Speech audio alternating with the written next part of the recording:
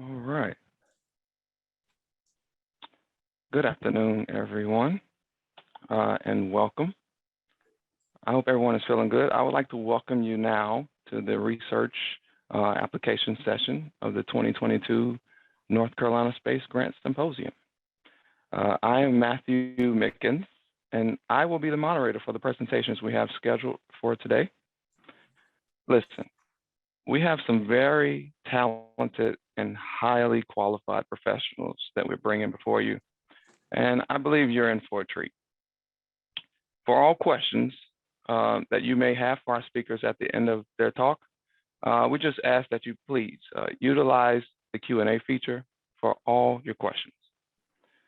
As I'm sure you're aware, all of our speakers today are North Carolina Space Grant alumni, including myself.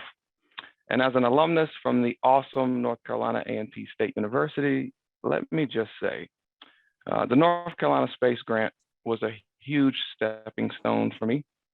As I'm sure our speakers can attest to, it opened up a host of other opportunities that would forever change my life.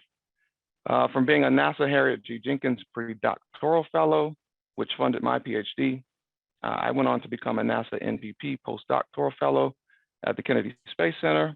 And there I conducted experiments that supported growing food crops in space. And I actually got to prep and touch plant science payloads that were launched to the ISS on SpaceX Falcon 9 rockets.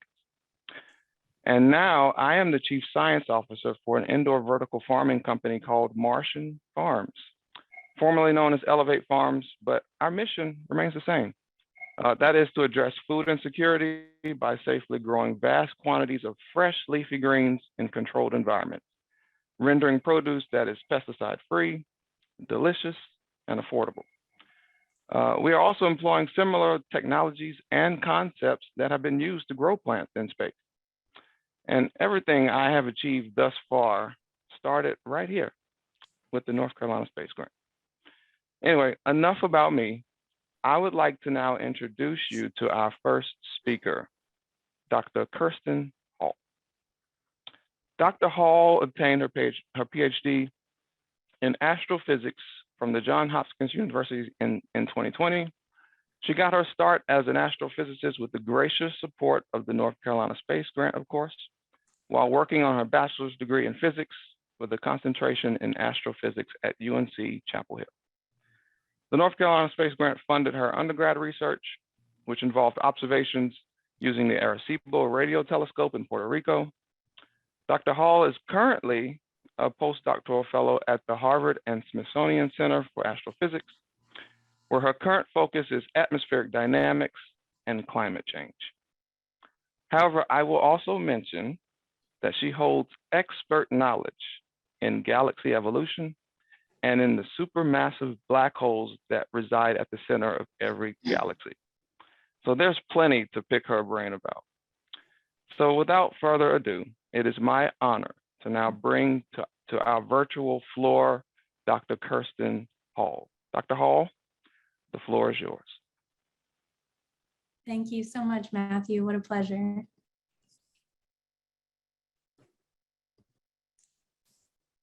All right. So that was a beautiful introduction to who I am. My name is Kirsten Hall, and I'm just going to tell you a little bit about my path from studying galaxy evolution to Earth's atmosphere and how I am defining my own career as an interdisciplinary scientist with the gracious support of North Carolina Space Grant as well as the Schmidt Science Fellows Program. So as was just said, I am an astrophysicist by training. I have a Bachelor of Science degree in physics with an astrophysics concentration from UNC Chapel Hill, where during that time I had the really, truly incredible opportunity to begin my career as a researcher, thanks to the support of NC Space Grant. Which, as also was mentioned, what funded me to travel to Puerto Rico to learn to observe on the Arecibo telescope, which unfortunately is no longer an active instrument, but was the largest telescope in the world. And At that time, I also had the opportunity to observe with world-class optical telescopes, and I was primarily studying nearby galaxies, so things that are much more in the vicinity of our host galaxy, the Milky Way. So on the right-hand side, I am showing an image that I took with a world-class telescope while in undergrad. It's actually my favorite galaxy to this day, and that was taken with the SOAR telescope in Chile. I then went on to get my PhD, and along the way of my PhD, I actually was able to obtain a master's degree as well. And that is from Johns Hopkins University in physics and astronomy. And during that time, I really concentrated on how supermassive black holes at the centers of galaxies shape their evolution over all of cosmic time. I also focused on the relationship between dark matter and galaxies and the overall large-scale structure of the universe using primarily far infrared, millimeter, and radio telescopes. So I'm showing here two different composite images of active galactic nuclei, or these active supermassive black holes at galaxy centers. These are two different ones shown with different wavelength observations. And they're really a core fundamental part of the research that I really love about the universe, love to do. In addition, I'm showing on the right here a schematic of the large-scale structure of the universe, where we are at the center of this schematic, and this is just a two-dimensional slice where every single dot represents a galaxy. And this is how we've been able to map out the galaxy over almost the entire observable universe. And of course, with the upcoming observations from JWST, we'll be able to push the limits of that even further. And so the sort of evolution of this large scale structure really, really fascinates me. And I spent a long time working on that on my PhD. However, I have a lot of other interests, very multifaceted human. And even as an undergraduate, I was really interested in atmospheric dynamics and climate science.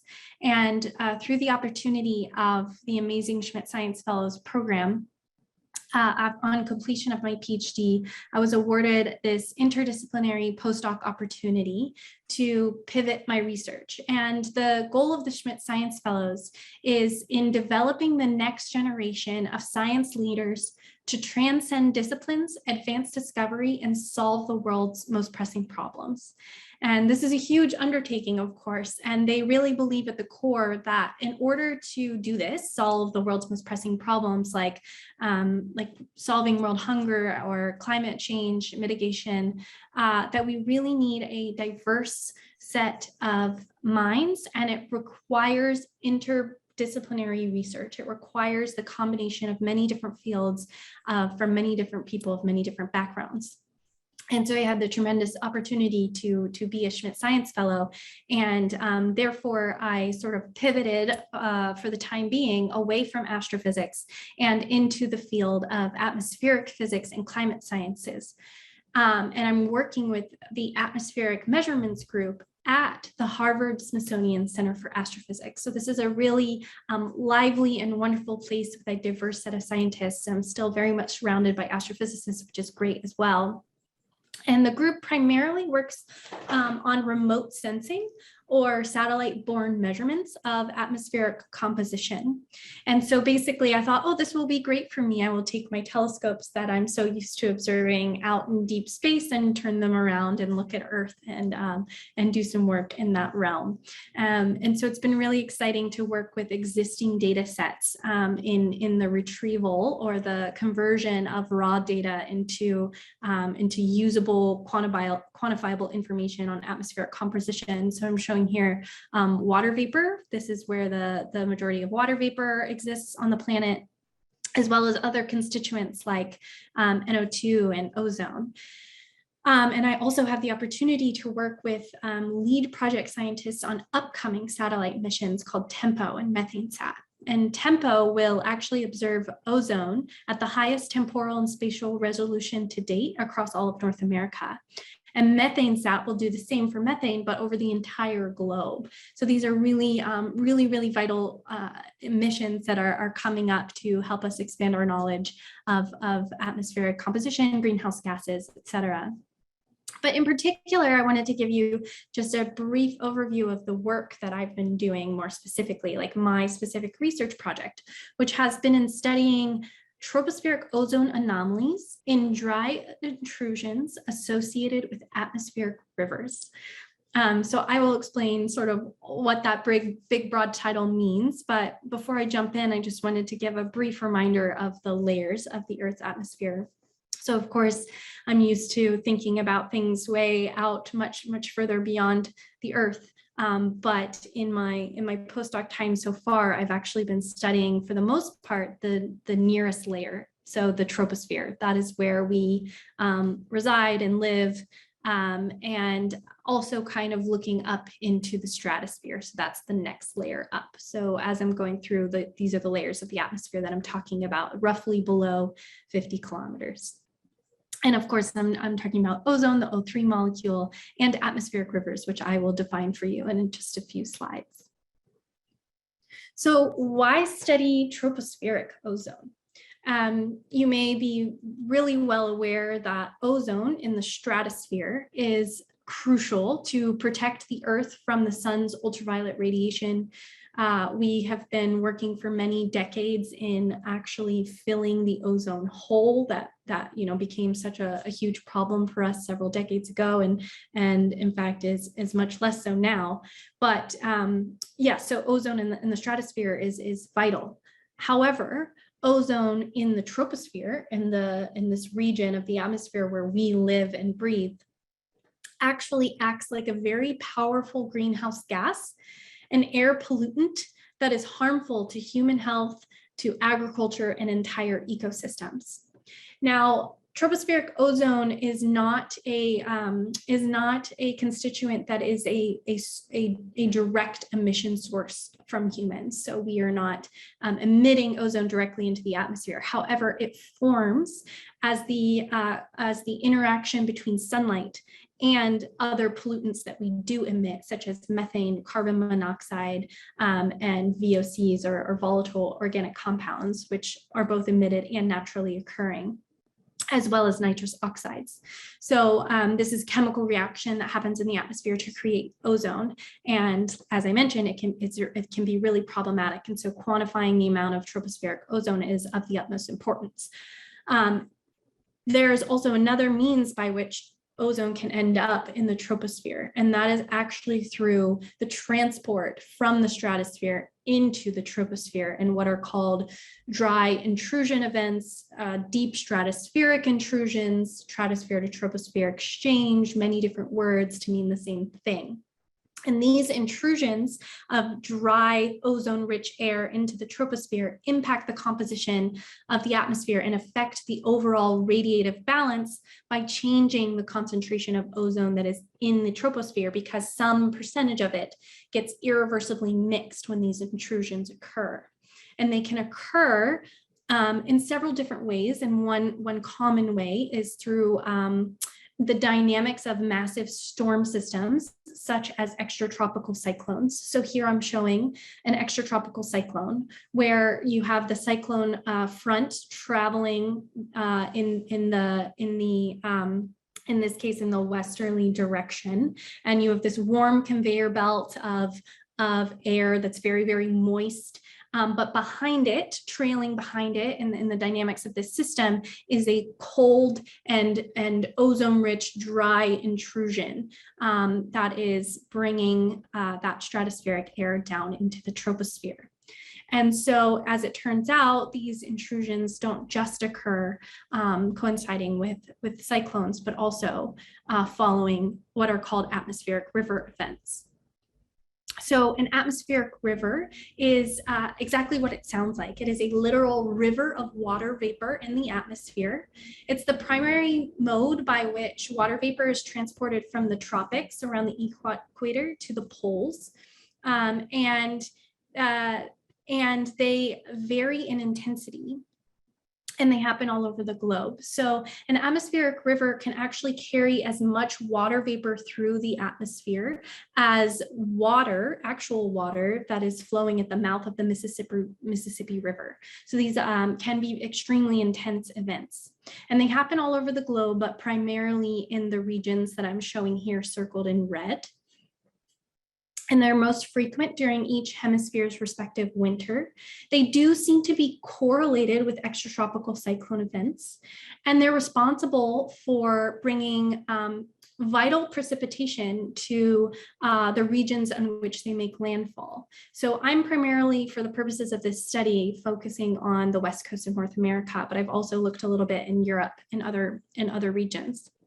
And you can see that they actually bring up to 50% of the precipitation to the US West Coast, which can be extremely vital for drought busting and bringing much needed water to the area.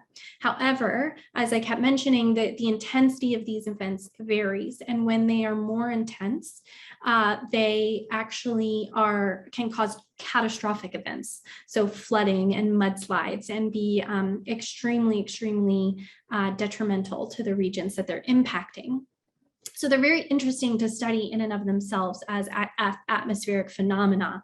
But I have been studying them primarily in terms of the sort of larger scale dynamics and how they are associated with these dry intrusion events as well as extratropical cyclones. And this work was primarily brought on by a sort of chance discovery from a colleague of mine, Helen Wong, in which she was looking at verification of the retrieval of water vapor and ozone from a particular instrument called the ozone monitoring instrument. And she was looking at an atmospheric river event that occurred on November 6th of 2006. So here on the top row, I'm showing the average water vapor and the average ozone in the Pacific, over the Pacific Ocean. And here you can see in her retrieval from that day, you can already begin to pick out with your eye this excess water vapor trail. And when you subtract the average from the data from that day, you can see this anomaly even more pronounced. So this red streaming event is the atmospheric river event that occurred on this day. And then she saw the same thing in ozone, sort of in parallel to the atmospheric river event, which is really interesting. And so I set out to sort of study the prevalence of such an occurrence, look at the dynamics, et cetera. And so I am showing here this little algorithm that I wrote for tracking atmospheric river events. So the contours represent sort of the intensity of the water vapor transport. Here again, this is the US West Coast. And I'm just tracking the peak intensity of a given atmospheric river event from its formation to its destruction, and then moving on to the next event. And so I'm showing this for all of December 2010, for example. And you can see that these atmospheric river events are quite frequent.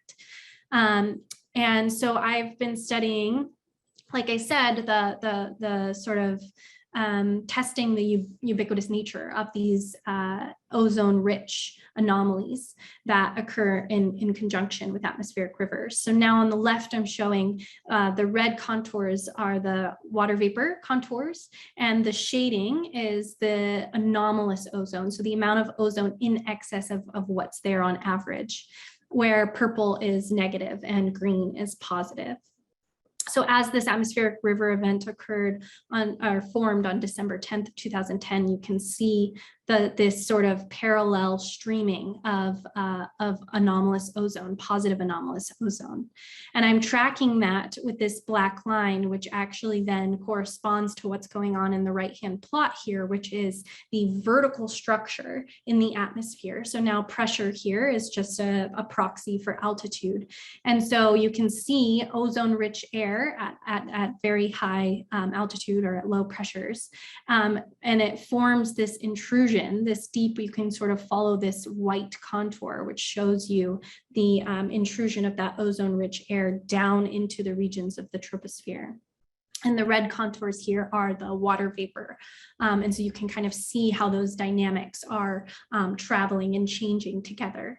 And so this is what I've been working on studying in sort of a more statistical way. I've been looking at all of the atmospheric river events occurring in December in the Pacific between 2004 and 2014, and tracking their statistical properties, looking for long-term trends, any relationship between the intensities of the atmospheric river and the ozone anomalies and the dry intrusions. Here I'm showing that I've binned them according to the atmospheric river's direction of travel, and regardless of that, you can see that this ozone events, these dry intrusions, are really ubiquitous and very interesting. So that's just a taste of what I've been doing and how I've kind of transferred all of my astrophysics skills to critical thinking to work on these dynamic events in the atmosphere. So I will leave you with this summary reminder of all the science that I'm interested in,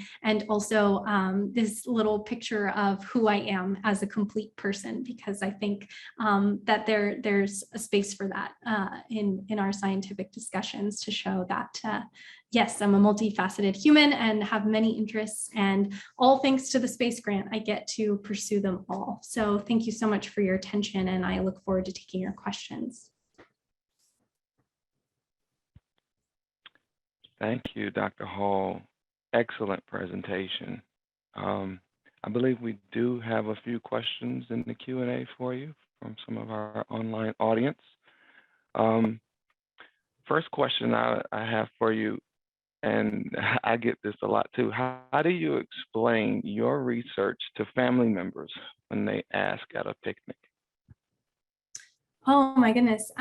Yeah, I have to do it all the time, so it's a good question. I usually just start in terms of astrophysics by introducing the fact that, that Earth exists in the context of a larger system called a galaxy. So I kind of really start there at the beginning, that we're on a planet that is a part of a much larger system called a galaxy. And in fact, there are billions and billions of these galaxies in the universe. And I like to study all the different properties of them. And that's kind of where I start. And then I allow the friend or family member to ask me any question that they want from there. And I think that allowing them to sort of take the lead and tell me what they're interested in helps me sort of be able to create more of a conversation around that. Pretty much the same answer for the atmospheric stuff, except for scratch the galaxy part. Right. My next question that I have for you is, how did your undergraduate research help you with the exciting work you're doing now? Wow. So my undergraduate research shaped the scientist that I am today, without a doubt. So I had such a tremendous opportunity to begin diving into research at a young age, just in terms of learning the critical thinking skills, learning, computer programming, for example, just getting used to picking apart different data sets that when you first get them really don't mean anything. You have to just start to tease them apart. And I really started doing that from the get-go. And that is what I do today. I take a data set that at first doesn't mean anything, right? And you kind of are able to tease it apart, run the statistics, use computers to draw more meaning out, and all of that. It's all sort of the same at the end of the day. Awesome. And just curious, I actually had a question from my own curiosity.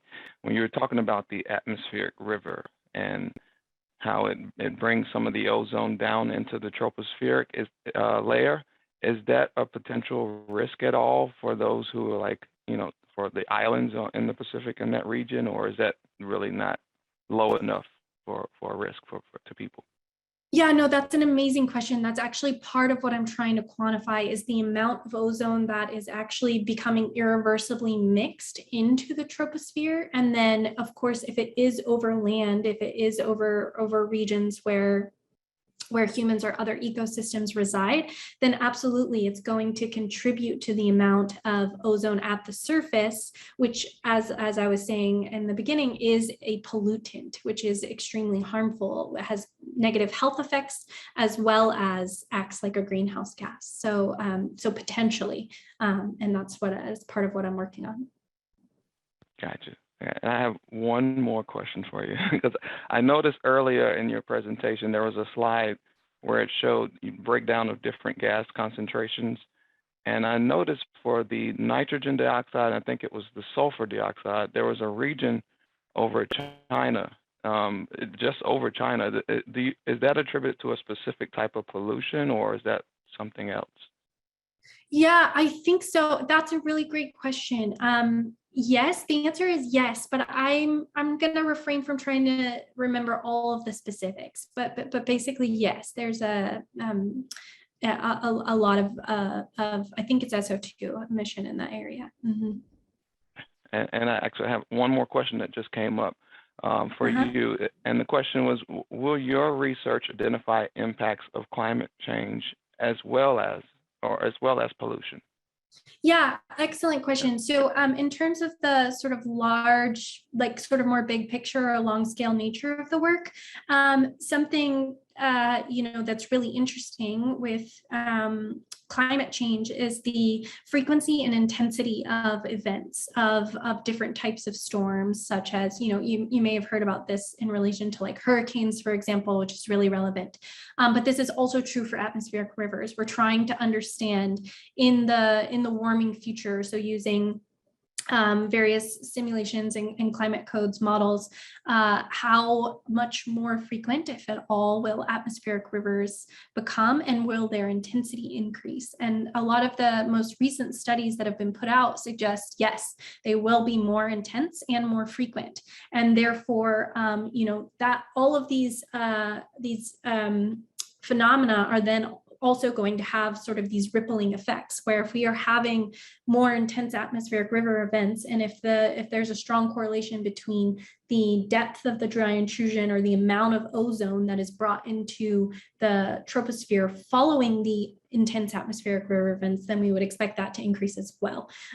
So that is absolutely a part of all of this work. Gotcha. Thank you, Dr. Hall. Appreciate it. Thank you. All right. So to keep on time, I have to move on to our next speaker. And our next speaker is Mr. John Fuller. Mr. Fuller is a native of Raleigh, North Carolina, and holds degrees in aerospace engineering from NC State. You may want to get in touch with this guy because he is a certificated private pilot. The North Carolina Space Grant started his journey by providing him with an in-residence research experience at the NASA Langley Space Research Center, where he simulated flight dynamics and trajectories of human and robotic exploration systems, including Orion, Curiosity, Odyssey, and the Mars Reconnaissance Orbiter. He spent some time as a systems and GNC engineer at Orbital ATK, and is now the Director of Advanced Concepts at Virgin Orbit in Long Beach, California. So it is with great anticipation, I will now turn things over to Mr. John Fuller. John, the floor is yours, sir. Thanks very much, Matthew. That was a great introduction.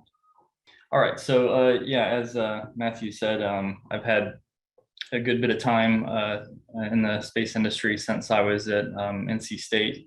I graduated there back in '06 from the undergraduate program, and then after doing some teaching assistance work and research assistance work, I came upon the space grant and found that there was actually a really good opportunity to allow me to do some on-site research up at NASA Langley in Virginia while continuing my degree through NC State. And it turned out to be a really great opportunity to go and apply some of the things I was learning and really grow into a field before I even finished my graduate degree. So I can credit the space grant with a pretty much majority of my success, and I'm really in debt to it. So I wanted to give a little bit of an overview of Virgin Orbit and Launcher One.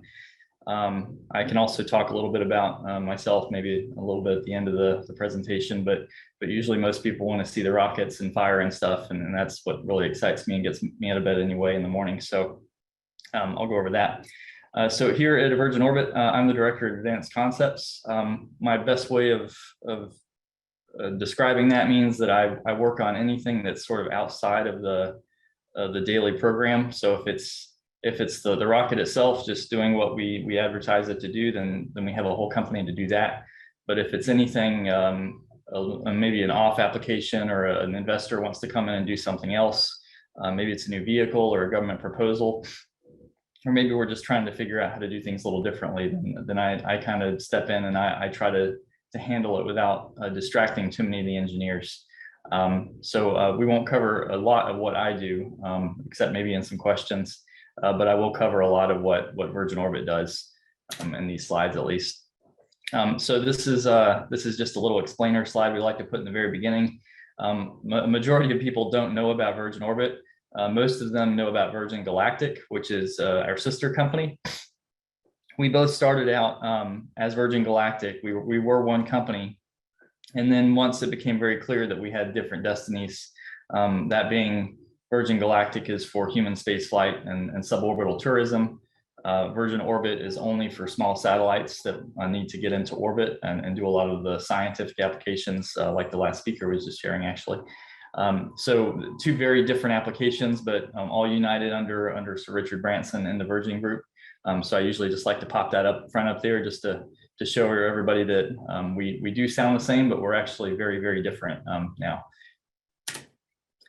So our product is called Launcher One. It's a first of its kind application where it's a rocket that we launched from a 747 aircraft. And the idea of launching from an aircraft is not that new.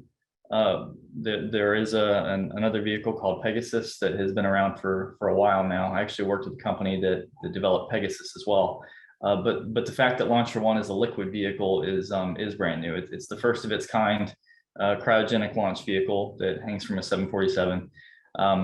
The fact that it's liquid means that it can perform quite a bit better to certain orbits and offers a degree of flexibility that most ground launch vehicles don't see.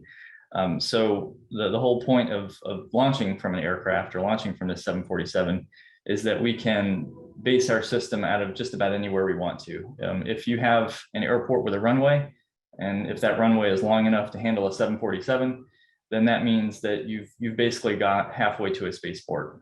You don't have to go and build all the brand new things that a spaceport requires. You don't have to go through all the regulatory and you go through some of the regulatory, but you don't go through all of the headaches that a fixed infrastructure spaceport has, which is why there are so few spaceports around the world. And there's only a couple that are very high traffic, being Florida and California. So the ability to do this, to launch anywhere, means that we can bring orbital access to places that don't normally have it. And we can help nations that have space agencies and have their own growing small satellite industries coming together, but still don't have any way to launch them. It's a big frustration for the world where there are a lot of countries that are developing their own spacecraft, but they have really no way to get them into orbit. So that's something that we think we can solve using Launcher One. So we've had a bit of success over the past couple of years. I joined the company in 2016 when it was almost brand new. We'd been around for a few years by then, but pretty much had an empty factory with no technology ready yet. Our first launch was last year, or our first successful launch was last year in January. And since that time, we've had 2 more launches, making for 3 successful missions in less than a year's time.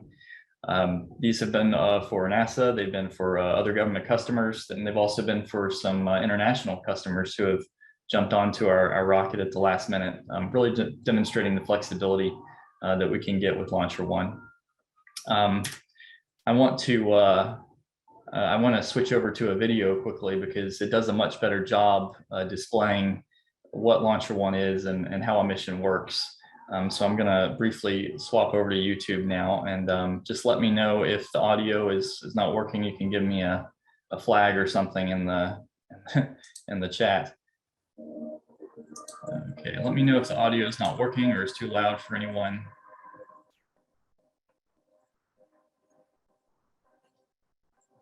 The morning of is an interesting thing. You're very excited. There's a lot of anticipation. There's a big element of trust and reliance upon the people who've built the rocket. Ground on control, S1 lock float is complete. Copy that, and looks like auto 88, S2 lock system shut has begun. It's not uncharted territory anymore. We know what we're doing. We've done this before. We're getting confident. We feel good. Your imagination kind of stops. You go into muscle memory, and then you deliver. LD comms check the plane, Honeywell. Good morning. You ready to launch a rocket today? Ready to launch a rocket today. I got the update from Chase. They're in the racetrack. Clouds are from 30,000 feet up to 34,000 feet, all through the racetrack. It's a solid cloud deck. Port base, LE1, are you going to take off? Port base, LE1, present roll there, 1. Copy there, one. So we're going to do what we are in clouds at 17,000 with a whole G2 completely down. Be aware there are multiple layers of clouds out here. We're in the clear at the moment. I expect to go back into it in the racetrack. 5, 4, 3, 2, 1. Terminal count initiated. Cosmic L, accelerate. Alright, base LE2 rocket is on internal power. Vehicles in drop ready mode. Copy, drop ready. Release, release, release.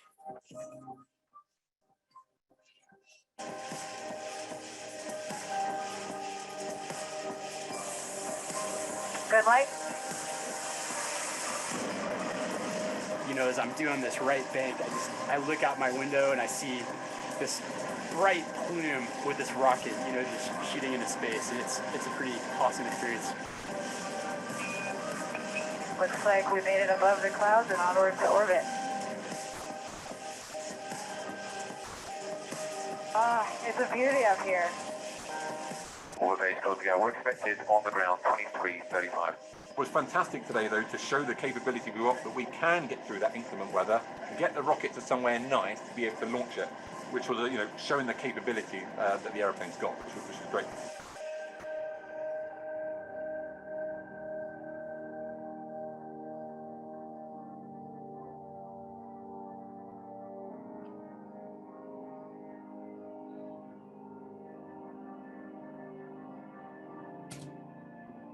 Okay.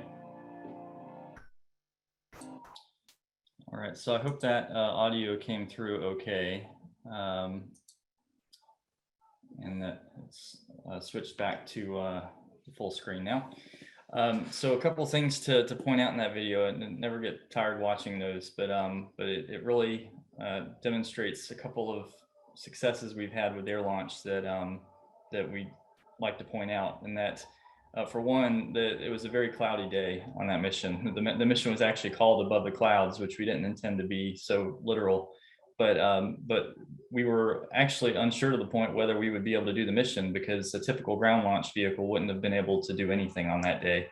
And it turns out that with the air launch approach, we were able to go right above the clouds, and we were able to ascend and release the rocket. You even saw the rainbow coming off of it with the humidity from the clouds. So it's a picture perfect day with 100% payload insertion success. So it was really a testament to really what we've been trying to achieve with this vehicle. Other thing to point out is that pilot that was speaking and narrating, he's actually a pilot who came to us from the Royal Air Force of the United Kingdom. And he's been learning alongside our pilots to do Launcher One missions, such that they can also perform these in Cornwall, which is a spaceport that we're bringing online in the United Kingdom.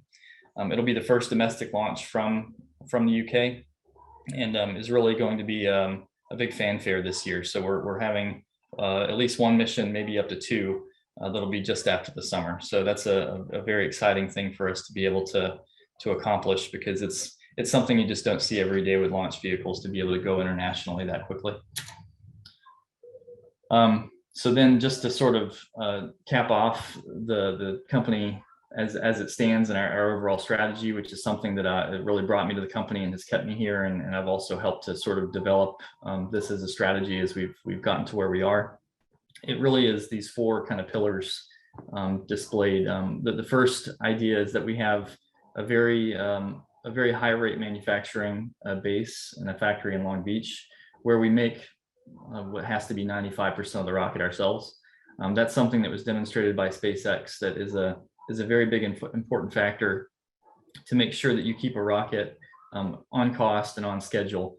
Because as soon as you allow too many third parties into your supply chain and sort of to disrupt your schedule and cost, then you really don't control your own destiny anymore. And it's very expensive to go back and redesign a rocket to involve your own manufacturing later. So that's a very high upfront cost that we took on to be able to deliver this capability that we're very proud of. Top right, which I've already talked a little bit about, is the modular assets we have. We have support equipment and payload processing equipment that follows the airplane everywhere around the world. So you can do this mission no matter what. That picture on the far right, that's normally an empty concrete pad in the Mojave Air and Spaceport. We only bring all of our equipment out there when we need to do a launch. So otherwise, it's just a barren, empty pad. And then when we need to launch, we're there for a week or two, and then we pack up and we leave, which is the whole point of the thing. And then, of course, 747's a fully mobile launch pad. We can take it anywhere. It's a very powerful asset. Needs no more introduction than that.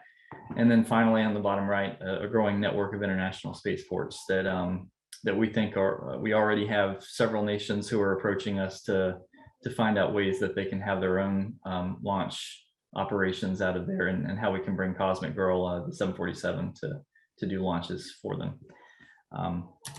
So with that, I'll sort of wrap up. Just a little bit about me. I found that the space grant offered me an opportunity to go to NASA Langley and to pick up a lot of skills that I never would have seen if I had just stayed on campus, especially at a time when space, as part of the aerospace department, was a little more nascent, and aerodynamics was a much more strong force on campus. So the space grant allowed me to go to Langley to do my research there, to move directly into industry at Orbital Sciences, and then now to Virgin Orbit. So I really would like to thank the group here and thank the audience for allowing me to come speak, and let me know any questions you have. I'm on LinkedIn, so that's the only social media I have. Awesome. Thank you, John. Awesome presentation, man. Thank you. I can imagine the rocket plumes are probably way more impressive, like when you're in the plane. Oh yeah, and the chase plane. Yeah, absolutely. So for the sake of time, all questions specific for you, John, we're going to save to the end because we want to make sure our last speaker has her full time. Okay. Certainly. All right. Okay, so now at this time, I want to ask all panelists to join on camera, please. This now concludes our research and application session. And I will say it was a privilege to serve as your moderator today. And at this time, we will be transitioning to a brief break, but I want to encourage you to please enjoy the student video and join us for the student lightning talk session starting at 2:55. Again, I thank you for your attention today, and I hope everyone enjoyed the talks. Thank you.